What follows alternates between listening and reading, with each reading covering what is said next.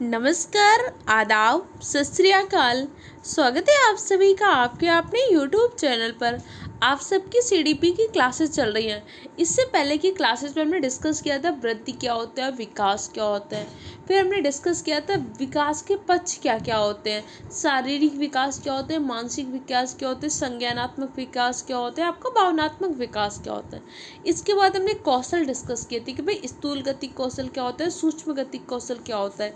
ये सब इससे पहले के क्लासेस में हम डिस्कस कर चुके हैं। अगर आपने अभी तक उन क्लासेस को नहीं देखा तो उन क्लासेस को जरूर देख लीजिएगा, क्योंकि जब चीज़ें आप सीक्वेंस से पढ़ेंगे तभी आपको समझ में आएगी। मैं आपसे कह दूं कि आप यहाँ से क्लास देखने लगिए, देखिए यहाँ से आप देखोगे तो आपको चीज़ें बहुत बेटर तरीके से नहीं समझ में आएंगी जब आपने इससे पहले की क्लासेस देखी होंगी। तो क्योंकि हर चीज़ को किसी न किसी चीज़ से कनेक्ट किया जाता है। अब भाई आपको जैसे मैं बोलूँगी विकास, तो आपको पता होना चाहिए विकास क्या होता है। तो इससे पहले की क्लासेस को ज़रूर देख लीजिएगा। इसके अलावा आपको कोई भी डाउट रहता है, कन्फ्यूजन रहता है तो कमेंट सेक्शन द्वारा पूछ सकते हैं। तो चलिए अपनी क्लास को स्टार्ट करते हैं। आज का हमारा टॉपिक है विकास के सिद्धांत। कि भाई जो विकास की प्रक्रिया जीवन पर्यंत हो रही है उसके कुछ ना कुछ तो सिद्धांत होंगे कि नहीं होंगे। सबसे पहला, विकास की जो प्रक्रिया होती है सतत रूप से होती है, निरंतर होती है। ऐसा नहीं होता कि कभी विकास रुक जाए। विकास की दर धीमी या तेज हो सकती है, लेकिन जैसे किसी व्यक्ति का जन्म हो जाता है, जब तक उसकी मृत्यु नहीं हो जाती तब तक विकास होता रहता है। भाई कुछ ना कुछ नया चीज़ तो हम हमेशा सीखते हैं कि नहीं सीखते। कहते हैं विकास की प्रक्रिया जो होती है ना, गर्भ से लेकर कब्र तक चलती रहती है। जैसे एक बच्चा गर्भ में आ जाता है तब से उसका विकास होने लगता है। 9 माह तक बच्चे का विकास उसके माँ के गर्भ में होता है, गर्भावस्था में। उसके बाद बच्चा आता है, भाई सबसे पहले बच्चा क्या होता है, धीरे धीरे अपना खाना पीना सीखता है। उसके बाद बच्चा चलना सीखता है, चलने लगता है तो फिर बच्चा स्कूल जाना सीखता है। स्कूल की एजुकेशन हो जाती है तो कॉलेज जाता है। फिर जॉब में जाते हो तो भाई जॉब में तो आप डेली नई नई चीज़ें सीख रहे हो। इसके बाद रिटायरमेंट के बाद भी हम कुछ ना कुछ सीखते ही तो रहते हैं।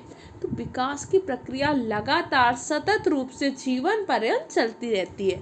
और ये जो मैं पॉइंट बोल रही हूँ ना, इन पॉइंटों से आपको क्वेश्चन देखने को मिलेगा।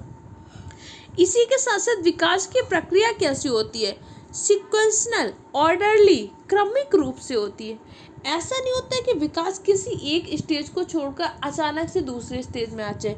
विकास कभी जंप करके नहीं आएगा। ऐसा कभी नहीं होगा कि बच्चा पहले चला जाए बाल्यावस्था में, फिर से चला जाए बच्चा सहसावस्था में। ऐसा होगा नहीं होगा।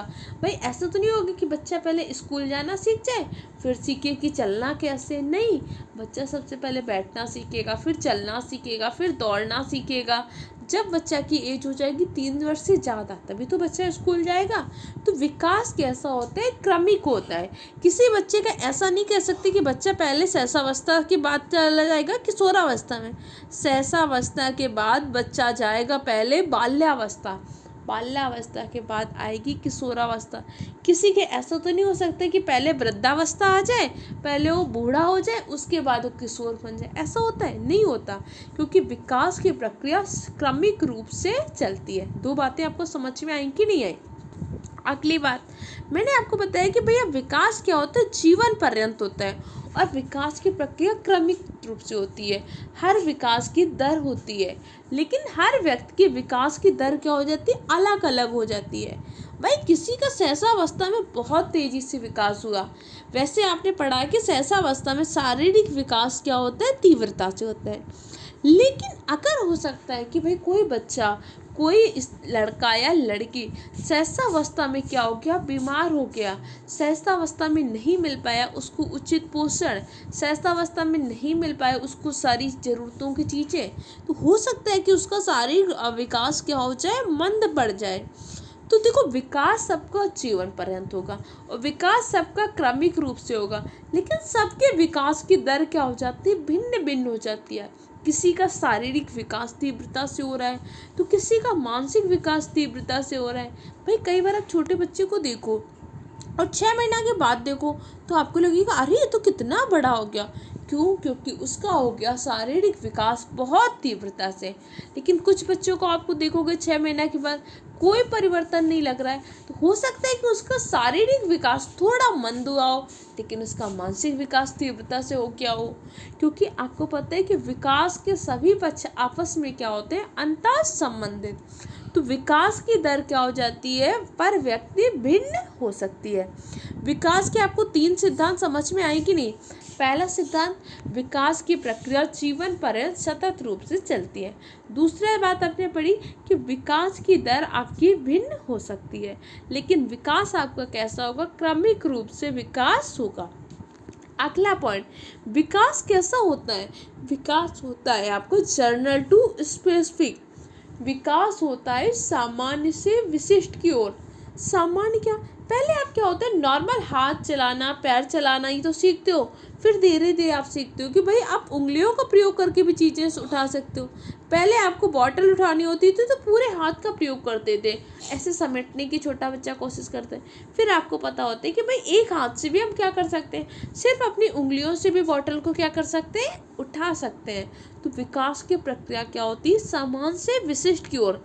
भाई सबसे पहले तो आपको क्या सिखाया जाता है, ABCD, पहले तो यही सिखाई गई।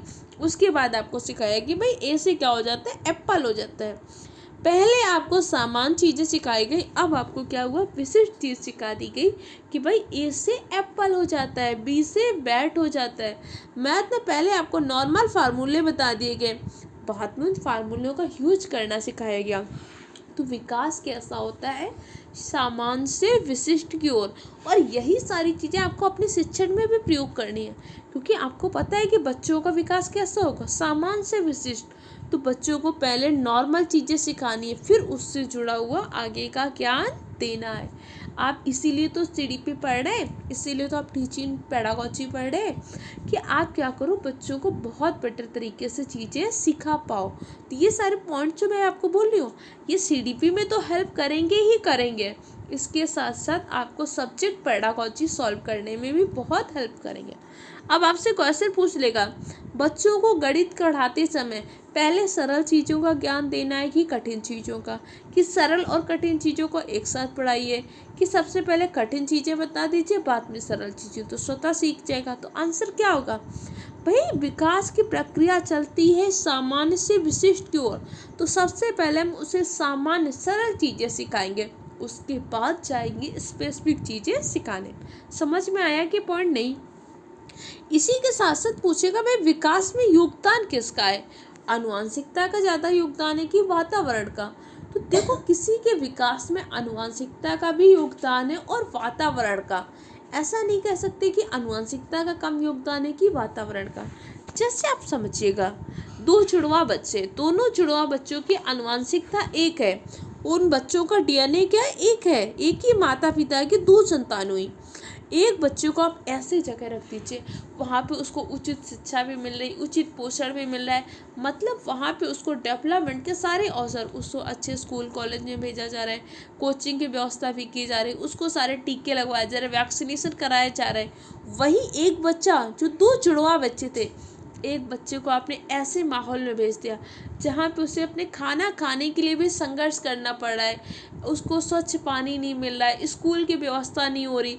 10 साल बाद आप उन दोनों बच्चों को देखिए, दोनों बच्चों में अंतर रहेगा कि नहीं रहेगा, जबकि आनुवंशिकता तो दोनों बच्चों की सेम है, दोनों बच्चों के माता पिता एक हैं, लेकिन फिर भी आप 10 साल बाद देखोगे दोनों बच्चों में बहुत अंतर रहेगा।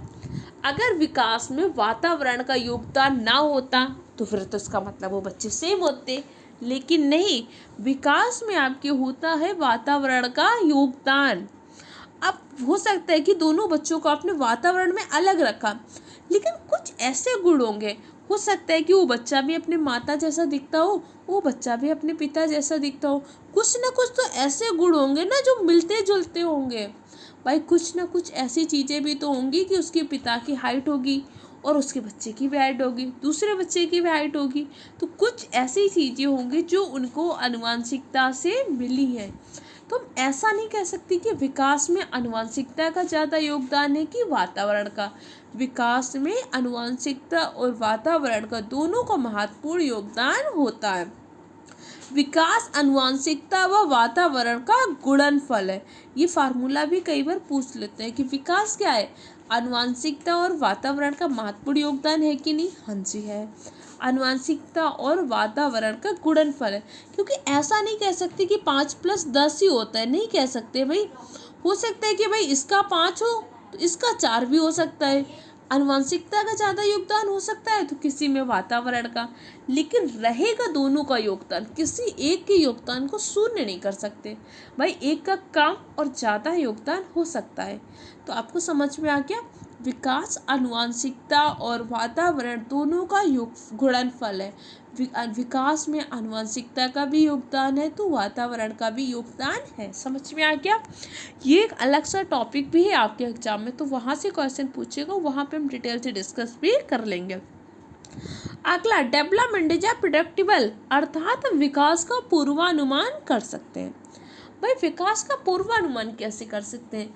आज एक बच्चे का जन्म नहीं हुआ है, फिर भी आप वो बच्चा चाहे अमेरिका में जन्म ले, चाहे इंडिया में ले, चाहे जर्मनी में ले, आप बता दोगे कि भाई बच्चा सबसे पहले माँ के गर्भ में आएगा, बच्चा सबसे पहले जाएगा गर्भावस्था में, उसके बाद बच्चा जाएगा शैशवावस्था में, उसके बाद जाएगा बाल्यावस्था, फिर जाएगा किशोरावस्था, फिर जाएगा युवावस्था। किसी बच्चे का जन्म नहीं हुआ, इसके बाद भी आप बता पा रहे हो कि नहीं कि बच्चा सबसे पहले क्या करेगा? बैठना सीखेगा, उसके बाद बच्चा चलना सीखेगा, उसके बाद बच्चा दौड़ना सीखेगा। आप बता पाओगे कि बच्चा सबसे पहले स्कूल जाएगा, उसके बाद कॉलेज जाएगा, उसके बाद अलग अलग जो भी करेगा। ऐसा तो नहीं कि कोई बच्चा पहले कॉलेज चला जाए बाद में स्कूल जाए, ऐसा होगा? नहीं होगा। अर्थात विकास का पूर्वानुमान किया जा सकता है, लेकिन क्या वृद्धि का पूर्वानुमान कर सकते हैं क्या?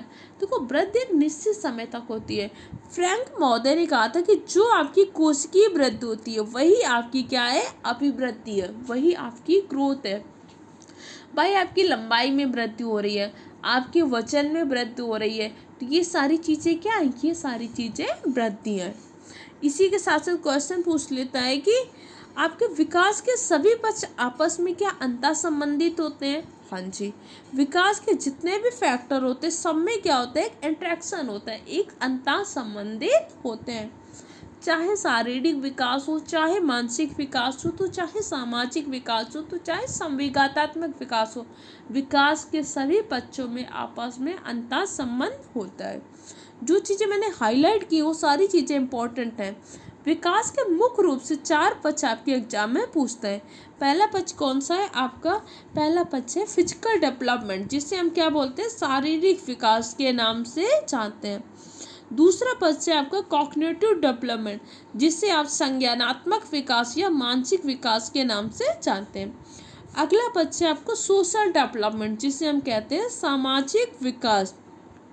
इसी के बाद नेक्स्ट विकास का पक्ष होता है इमोशनल डेवलपमेंट, जिसे हम कहते हैं संवेगात्मक या भावनात्मक विकास।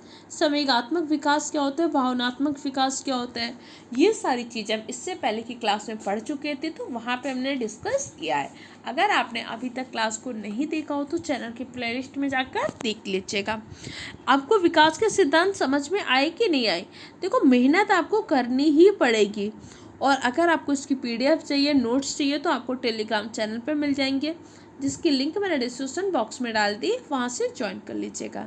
पढ़ते रहिए, मेहनत करिए, बहुत जल्द बाकी सब्जेक्ट की भी क्लासेस स्टार्ट हो जाएंगी।